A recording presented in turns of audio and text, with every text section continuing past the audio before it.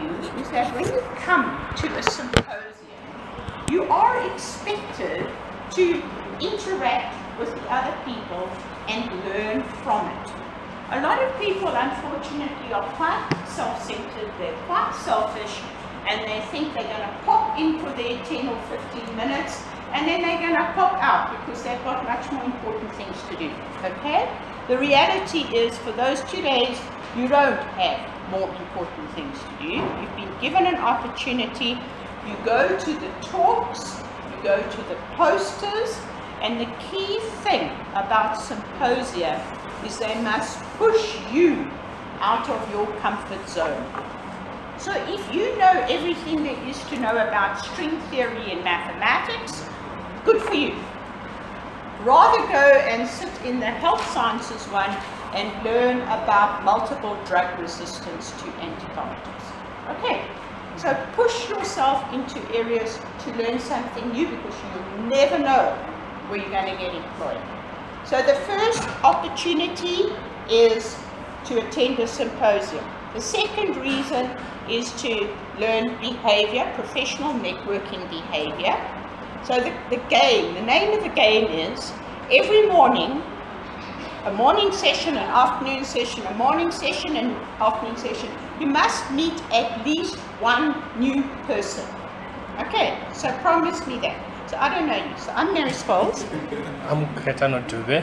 Say it again. I'm Kaitano Dube. Kanete. Kaitano Dube. Kaita. Okay, so understand, doesn't matter how many times you have to ask, embarrassingly, over and over again, try and get the name right, and then what you're doing, where you're from. Okay, now he may be the general manager of ACI or something, okay? And now I've met him. Now I need money.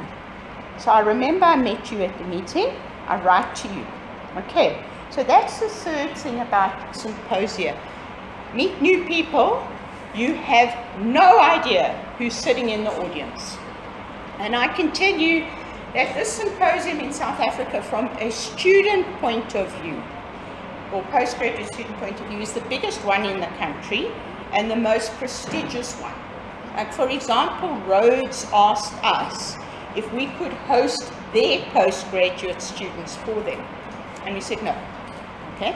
Likewise, the University of the Free State 3 weeks ago said, could all the Free State postgraduate students come here? And we said no, because there's a different purpose. So you've been given an opportunity to be here. I can tell you the outcomes are often completely unpredictable.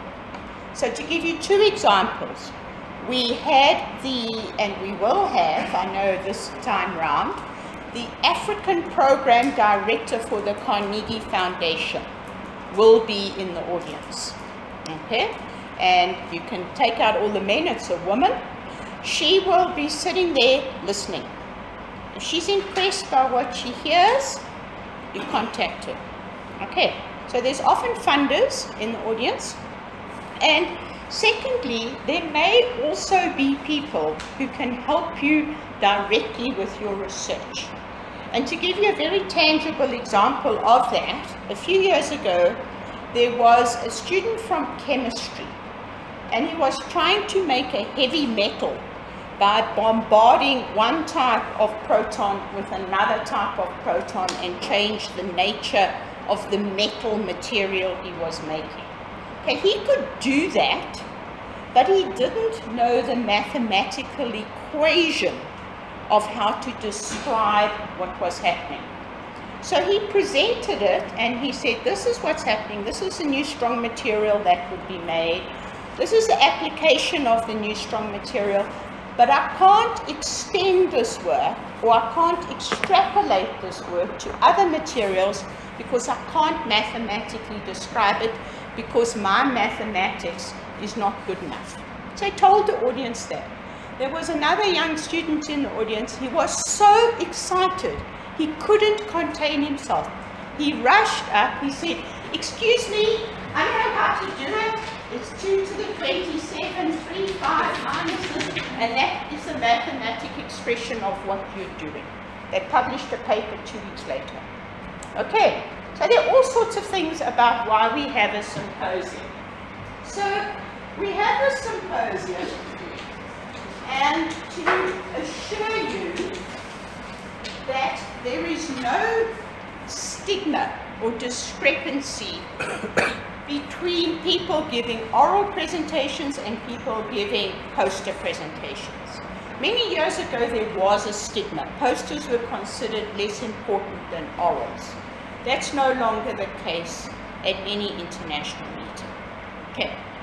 When you're giving a talk, there are a number of things, there are a number of behavioral things, and there are a number of content things that you need to take into account, and you must bring those two things together.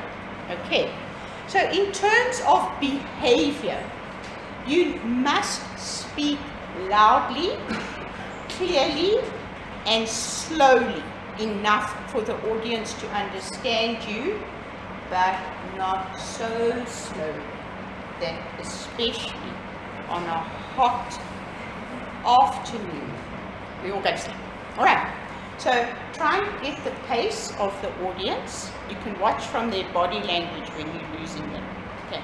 Pace of your talk and the being able to hear things is important. If you can't hear things, then people immediately switch off. So speak clearly, speak loudly, and then try not to pace. Okay. So you can move around. Please move around. Use your arms, use your face, use your legs, whatever. But don't do this. All right? Because it's really distracting. It's like watching a tennis match. I can watch your heads. You watch me come here, and you watch me go there, and you watch me go here, and you don't actually look at the material I've got on the screen at all. Okay. Don't stand in one place with your speech written out and you read the whole thing like this. Okay, don't do that. Now, you will be nervous, and even the famous economist last week who spoke here, Thomas Piketty, I was sitting next to him, and he was holding his paper. He was going like this. And I said, Professor Piketty, it's all right. He's the professor of economics in Paris. He talks all over the world. I said, we're just an ordinary group of university people. He said, no, you're not, you're scary. So, you will be scared. Okay, so to get over that from a behavior point of view, okay, is don't be reliant on your piece of paper. You have to start well. So learn off by heart, but don't make it look like you've learned it off by heart, the first 2 minutes of your presentation. Right. So, because if you get started, you're fine. If you fluff up in the first few sentences, you get very nervous and you usually mess up the rest of it, and you can't recover. Okay, so how do you start? You come to the venue early for your session. You put whatever audio visual you're going to be using onto the projector, and you work with the controls, and don't let anybody fob you off and say, no, go away, we're busy. Go through your whole presentation in the venue before you give your talk. So come early enough in order to do that. The reason for that is quite often you prepare something with your software on your machine.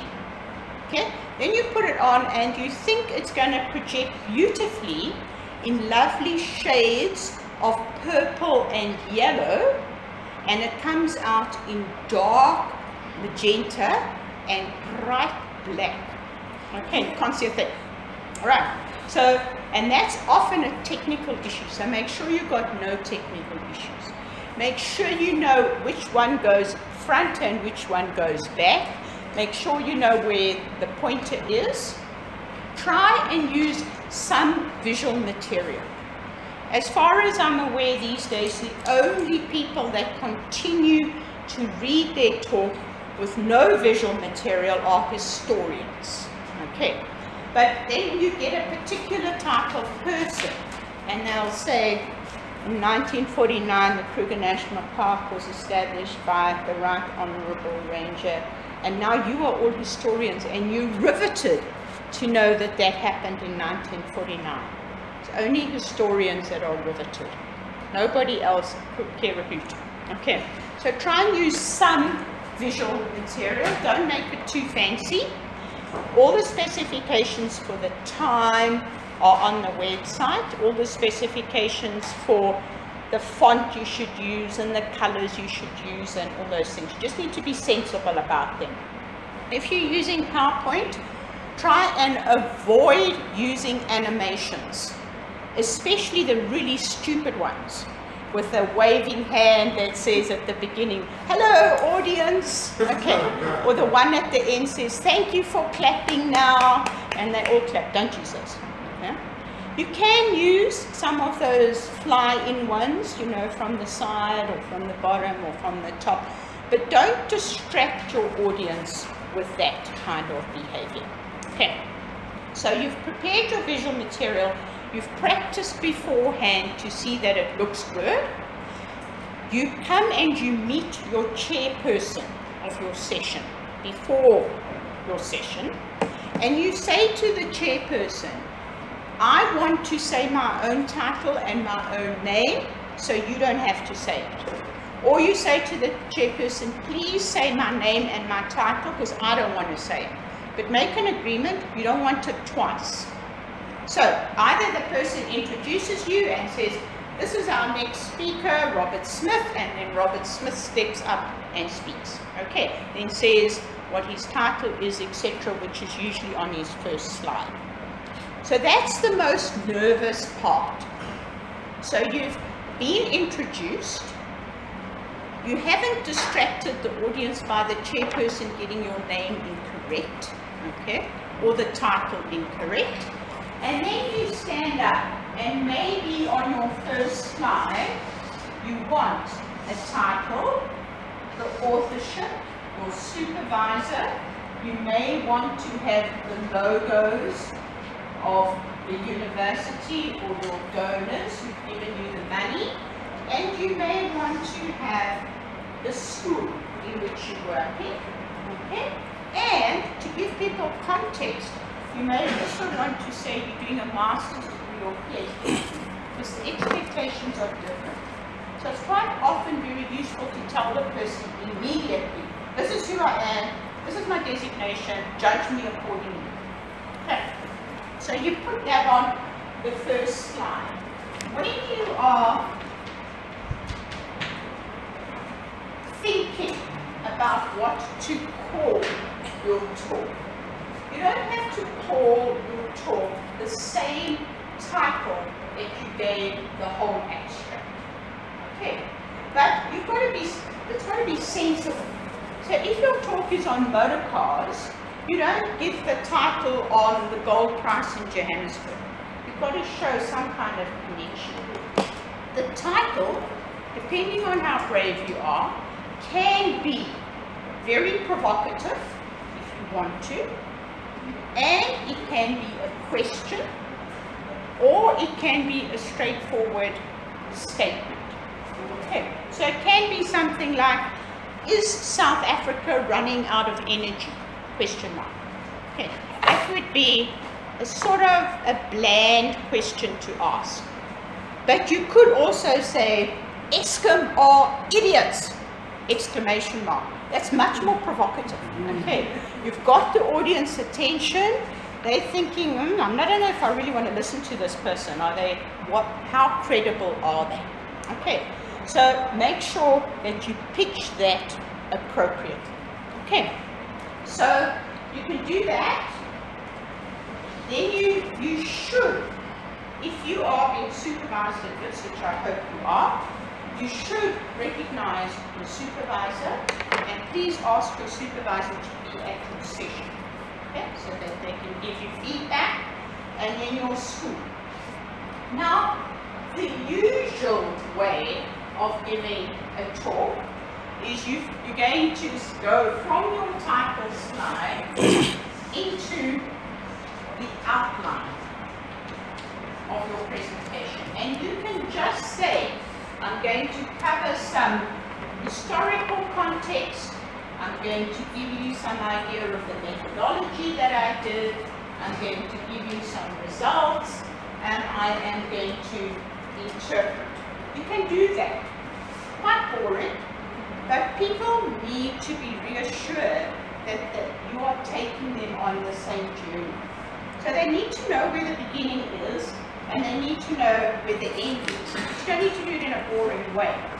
So you could, in your second slide, have created a little graphic where this is the most important central idea of your project, and you're going to introduce the central idea by having this thought bubble, by having a picture of your machinery, by having a slide like this, and by having some text. So it's schematic. You say, this is what my work is really about. I'm going to introduce it like this. I'm going to tell you how I did it. I'm going to show you some data, and I'm going to give you some conclusions. Okay, just another way of doing that, giving people a roadmap for where the next 15 minutes of their life is going to be. Okay, so if you manage to get this one right and that one right, then you're on your way. That's the first 2 minutes of your talk, approximately. Okay, so make sure you start off well, and make sure at the beginning of your talk, you essentially tell the audience what work you're doing. You don't wait for 3 or 4 or 5 slides for your audience eventually to say, oh, that person's working on sustainable livelihoods in Germiston. Okay, you must tell them right up front what you're doing.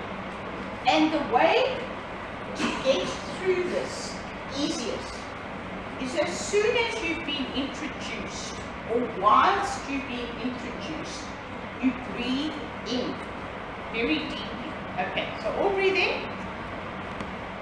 Now you're ready to talk. Okay, you're holding your breath. The person has introduced you. If the person takes a long time to introduce, you're going to expire. Okay, you breathe in, and when your lungs are full of air, you say your first words. Right, because when your lungs are full of air, you expel the word. Okay, all practice. Welcome everyone, we're here today. Breathe in. Hello. All right, it's much better than trying to say hello when you're breathing in, because then you swallow your word. Okay, so you can practice if you like. You go on all sorts of, I go on all sorts of funny courses where people throw balls at you. Okay, when you catch the ball, you breathe in, practice. When you're speaking, you throw the ball out. Okay, do that, practice it so it doesn't look so obvious. And then you've got those 2 first sentences finished. Now you're rolling. Okay, you've got your audience, they know what you're talking about, and then you can just continue to explain to them. Okay? How you do your study, or how you've done your study, is usually the next bit of information that you can convey. How you did your study is important because people need to know how the data were collected. What your audience is trying to assess in their minds now. Does this person know what they're talking about? Okay. And the only way you can convince them, if the approach you have taken to the study actually meets what you think is the academic standard of that discipline. All right. So if you've done an analysis of nail salons in Johannesburg, in Braamfontein, and you've analyzed their economic turnover of how many customers they get and what their expenses are, but I've only surveyed 2 salons in Braamfontein. Do you think that's good data? No, sample size is too small. Okay. Now I'm going to do a survey of cars on campus, but I only understand BMWs. Is that any good? Okay. So how is putting your work in context so that you're convincing the person in the audience you know what you're doing. All right. And it doesn't have to be in a time sequence. And students find that very hard. Because it's hard for you in your position to stand back and say which bits of my work were most important. Because in the time you have available, there's no way you're going to cover all your work. And you want to pick out the most important bits. So you actually need to discuss with your supervisor, what together do you think were the key things coming out of my work? Because that's what you want to focus on. So you don't start with, I did 2 focus group studies in Mpumalanga and only 3 people arrived, so then I followed it up on a Saturday morning where I provided cookies and biscuits, and then more people arrived, and then I went to a school on a Monday, but it was a public holiday, so nobody came. So I went back on a Wednesday. Who cares? Okay? Don't care a hoot. The fact was, you did 4 focus groups, you had a total sample size of 4, and this was the outcome. All right. So how you did something, it doesn't need to be in text. You can choose text if you like. Pictures or diagrams or something like that are all very acceptable. People in the humanities are often doing comparative analysis, comparing one set of text or a certain group of writers from West Africa with another group of writers from East Africa. Okay, you don't want to fill your whole house slide with text because it's hard to read and it's not very exciting. If you are at the beginning of your study or more towards the beginning and you haven't got a lot of results, then the emphasis of your talk is on this, what you're hoping to achieve, and this. Okay? If you are now quite a long way down your work and you've collected 2 or 3 years of data, the emphasis of your talk is on your results or what you found. So the emphasis in your talk is here and here, and this you spend much less time. Okay, so if you're at the beginning, you do this and this. If you're towards the end, you spend more time on the conceptual framework and the results. Okay, so as I've said, the results is not chronologically. You mustn't think that the results you got at the beginning of your study are any better or any worse than the results that you got at the end of your study, unless they work. Okay, sometimes you've practiced over time and now your instruments are working or you've got all the data you need, and of course the end results then come together. Okay, but don't choose stuff essentially that's trivial. And you need to have no more, and it depends on how you present your results. You can present them as figures, as graphs, as maps, as pie charts, as comparative pictures, as comparative text. However you do it, choose no more than 4 pieces of information, absolutely maximum. Okay, so you may want 2 figures and 2 tables, or 2 photos, or whatever. Okay? But choose your best pieces. Then, once you've chosen your best piece, and you're going to be showing data of children that are malnourished in 3 provinces in the country or whatever. So, you've got your data, you're telling the people what's on this axis, you're telling the people what's on this axis. The one thing about giving presentations is you can't assume anyone in the audience knows what you're talking about. Okay, other than your supervisor, maybe. So you have to lead your audience through your information. So if you flash up a graph, don't say, as you can see in this figure, the graphs go up and down. You say, in this figure, on this axis I have the following units, on this axis I have that. Or if you're more in the humanities and you're doing a comparative analysis or something, you say the left column shows this, the right column shows that. Alright? You orientate the person to what you want them to focus on. And then you tell them.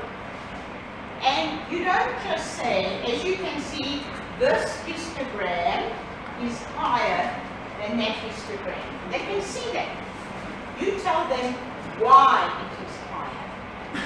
You tell them what it means for this one to be higher than this one. Okay. Maybe you've been collecting data on social grants in the country. These are the social grants in Mpumalanga. This is the social grants in Gauteng. There are more people getting social grants in Mpumalanga than there are in Gauteng.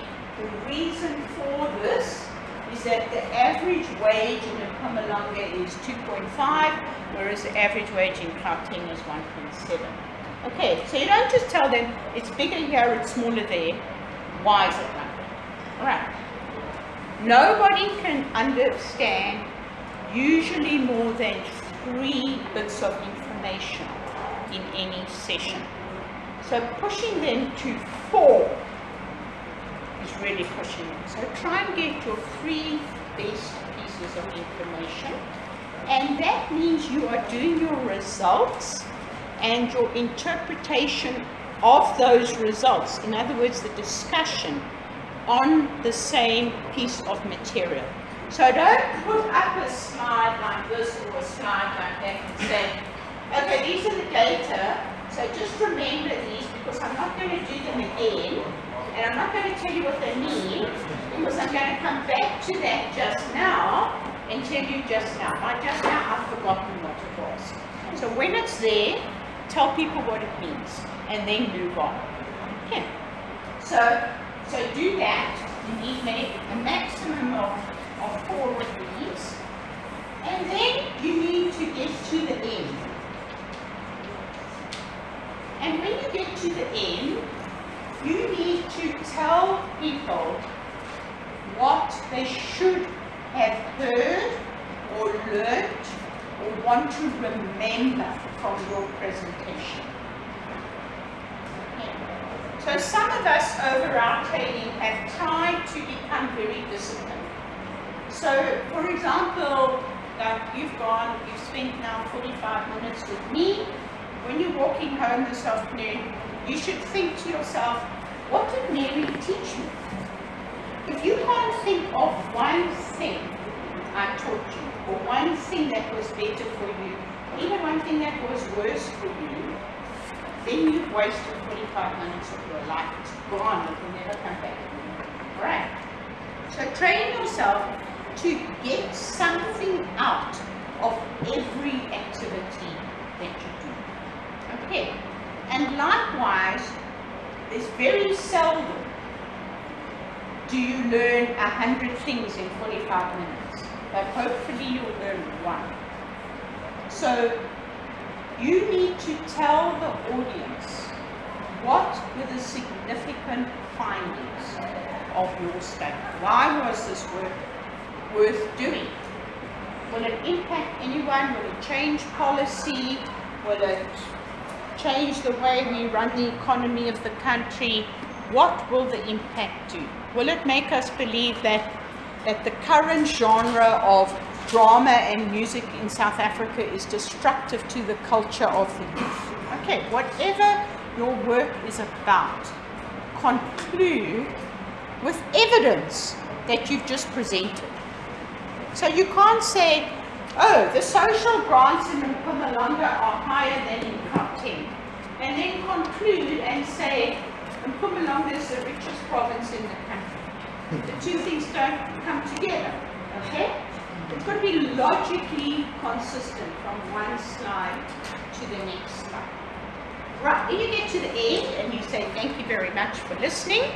And then the chairperson might say, right, now we'll take some time for questions. And remember, when on the adjudication form, you are scored for questions, how you answer questions. All right, so you've got to get questions. So the absolutely sure way of getting questions is to plant a friend in the audience. All right, so you three guys, you make sure you all come to the same thing, okay? So bring a friend and tell your friend what question you want them to ask. Because there's nothing worse. You've either given a terrible presentation, you've given a mediocre presentation, or you've given an outstanding presentation, and people actually take quite a long time to think about questions. So while they're thinking, you want somebody to fill that dead space, and that's your friend.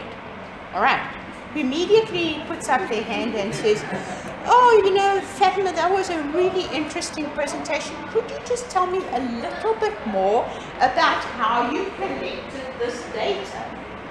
So you can actually manipulate it completely, because you know in your talk, you don't have time to tell the audience how you really collected this data, but it's very important. So you plant somebody to ask you about it.